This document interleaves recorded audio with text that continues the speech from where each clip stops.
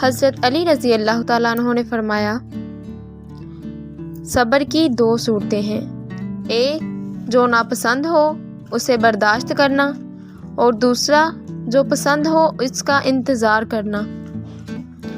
جو اللہ کے سوا کسی دوسرے سے نفع پہنچنے کی امید رکھتا ہے، اس کی امیدیں جھوٹی ثابت ہوتی ہیں۔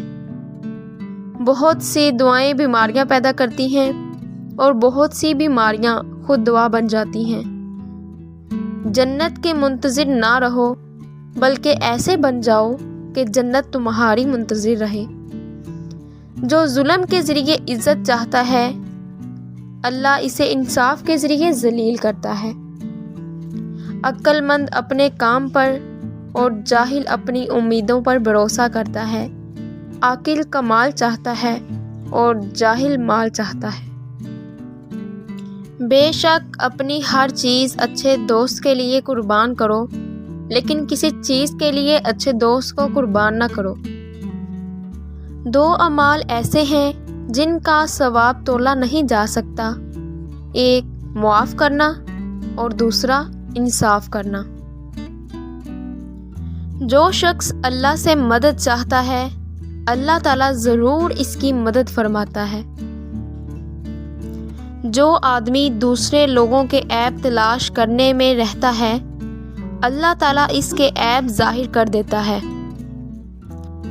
کسی کے خلوص اور پیار کو اس کی بیوقوفی مت سمجھے، ورنہ کسی دن تم خلوص اور پیار تلاش کرو گے تو لوگ تمہیں بیوقوف سمجھیں گے۔ اے دنیا، تیرا عیش و آرام تھوڑا، تیرے خطرے زیادہ، اور تیرے عاشق ذلیل و خوار ہیں۔ پریشانی حالات سے نہیں، خیالات سے پیدا ہوتی ہے۔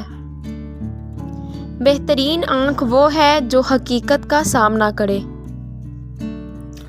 دنیا میں سب سے مشکل کام اپنی اصلاح کرنا اور سب سے آسان کام دوسروں پر تنقید کرنا ہے۔ نفرت دل کا پاگل پن ہے۔ انسان زندگی سے مایوس ہو تو کامیابی بھی ناکامی نظر آتی ہے۔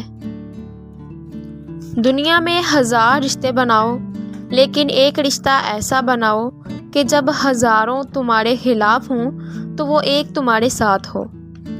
ایسے شخص کو کبھی مت گنوانا جس کے دل میں تمہارے لیے محبت، فکر، عزت اور چاہت ہو۔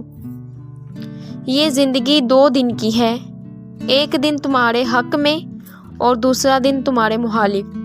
جو دن تمہارے حق میں ہو اس دن غرور مت کرنا، اور جو دن تمہارے مخالف ہو اس دن صبر کرنا۔ معافی جس قدر شریف کی اصلاح کرتی ہے، اتنا کمینے کو بگاڑتی ہے۔ انسان کے ایمان کی پہچان وعدوں کی پابندی سے ہوتی ہے۔ انسان جب 2 چیزوں میں مبتلا ہو جائے تو سمجھ جاؤ کہ کامیابی قریب ہے۔ ایک جب حد سے زیادہ غم ملنے لگے، دوسری جب ہر طرف سے پریشانیاں نظر آنے لگیں اور کوئی راستہ دکھائی نہ دے، تو یہ وہ وقت اور جگہ ہے جہاں سے راستہ ضرور بدلے گا۔